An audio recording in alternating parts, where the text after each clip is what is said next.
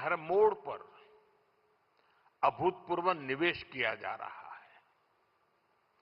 करीब 2.25 करोड़ रुपए की इन्वेस्टमेंट सिर्फ और सिर्फ नेशनल हाईवे पर की गई है और इसका बहुत बड़ा लाभ तेलंगाना को भी हो रहा है। बीते 11 वर्षों में तेलंगाना में नेशनल हाईवे का नेटवर्क डबल हुआ है। तेलंगाना और कर्नाटका को जोड़ने वाले नेशनल हाईवे के चौड़ीकरण से बहुत सुविधा होगी। इससे ट्रेवल टाइम कम होगा और किराए भाड़े में भी बचत होगी। साथियों, साल 2014 से पहले अविभाजित आंध्र प्रदेश के लिए 1000 करोड़ रुपए से भी कम का रेलवे बजट होता था। रेवंता जी सुन रहे हैं ना?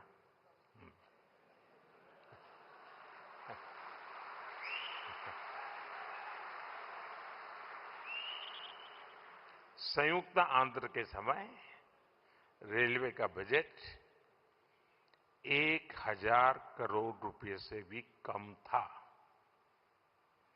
आज सिर्फ संयुक्त आंध्र की बात नहीं कर रहा, आज सिर्फ तेलंगाना का रेलवे बजट ही लगभग 5,500 करोड़ रुपए का है।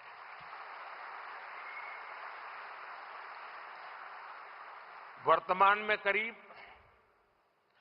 50,000 करोड़ रुपए के रेल प्रोजेक्ट्स पर यहां काम चल रहा है। तेलंगाना में 5 वंदे भारत और 6 अमृत भारत ट्रेनें भी चल रही हैं। साथियों, अभी कुछ देर पहले Kazipet Vijayawada multi tracking project के कुछ सेक्शन का लोकार्पण हुआ है। इसके अलावा Kazipet rail under bypass line का भी राष्ट्र को समर्पित की गई है। इन सुविधाओं से सफर भी आसान होगा और ट्रांसपोर्टेशन की गति भी तेज होगी। साथियों, 21वीं सदी की इस दुनिया में बिना ऊर्जा सब काम ठप पड़ जाता है। एनर्जी सिक्योरिटी का क्या महत्व है, ये आज दुनिया का हर व्यक्ति महसूस कर रहा है। इसलिए भारत की एनर्जी सिक्योरिटी पर हमारी केंद्र सरकार अभूतपूर्व निवेश कर रही है। मलकापुर में इंडियन ऑयल के नए टर्मिनल का उद्घाटन इसी दिशा में एक बड़ा कदम है। यह टर्मिनल तेलंगाना की बढ़ती एनर्जी नीड्स को पूरा करेगा, सप्लाई चेन को मजबूत करेगा। साथियों, बीते सालों में सोलर पावर के मामले में भारत दुनिया के टॉप देशों में पहुंच चुका है। पेट्रोल में इथेनॉल ब्लेंडिंग को लेकर अभूतपूर्व काम हुआ है। पहले हमने 100% एलपीजी कवरेज पर फोकस किया। अब हम पाइप से सस्ती गैस पर फोकस कर रहे हैं। सीएनजी आधारित व्यवस्था को प्रमोट कर रहे हैं।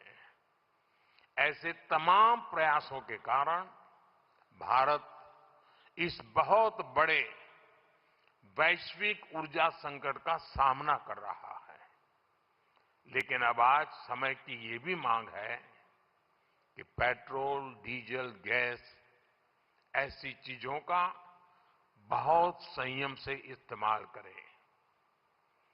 जो एनर्जी प्रोडक्ट हम विदेशों से मंगाते हैं, हमें प्रयास करना है कि जितनी जरूरत है उतना ही उपयोग करें। इससे विदेशी मुद्रा की भी बचत होगी और युद्ध के संकट से होने वाले दुष्प्रभाव को भी कम किया जा सकेगा। साथियों, आज तेलंगाना का युवा नए सपने देख रहा है। यहां का किसान नई उम्मीदों के साथ आगे बढ़ना चाहता है। यहां के उद्योग, यहां के एमएसएमई, यहां के स्टार्टअप सब एक विकसित तेलंगाना के निर्माण में अपनी भूमिका निभाना चाहते हैं, क्योंकि तेलंगाना विकसित होगा तो भारत विकसित होगा। मैं तेलंगाना के हर परिवारजनों को ये भरोसा दिलाता हूं कि आपके सपने पूरे करने के लिए केंद्र सरकार ही इससे भी और तेज गति से काम करती ही रहेगी। अब हमारे रेवंता जी ने कहा था कि हां, हम पॉलिटिकल बात नहीं करेंगे, तो मैं भी नहीं करूंगा।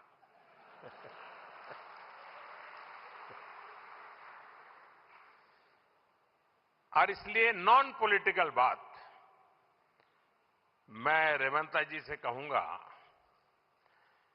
कि 10 साल के शासन में भारत सरकार ने जितना गुजरात को दिया वो मैं आपको देने को तैयार हूं।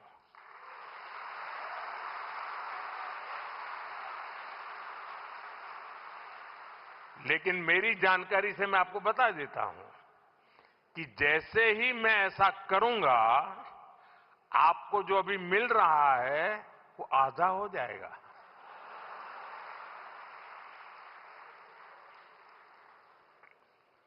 आप जहां पहुंचना चाहते हैं नहीं पहुंच पाएंगे, और इसलिए अच्छा है कि मेरे से ही जोड़ो।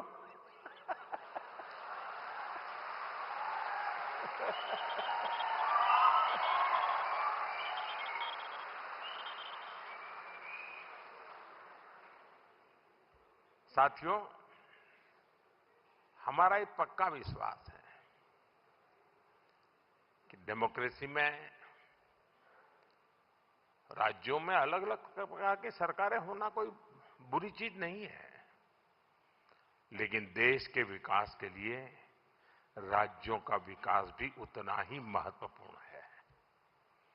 राज्यों के विकास के बिना देश का विकास संभव ही नहीं है, और इसलिए हमारी सारी योजना के केंद्र बिंदु में राज्यों का विकास हो, तेज गति से विकास हो, उस भाव को लेकर के हम सब मिलकर के चलें और 2047 विकसित भारत का सपना हम अपनी आंखों के सामने सिद्ध होता देखें। यही मेरी सबको शुभकामना।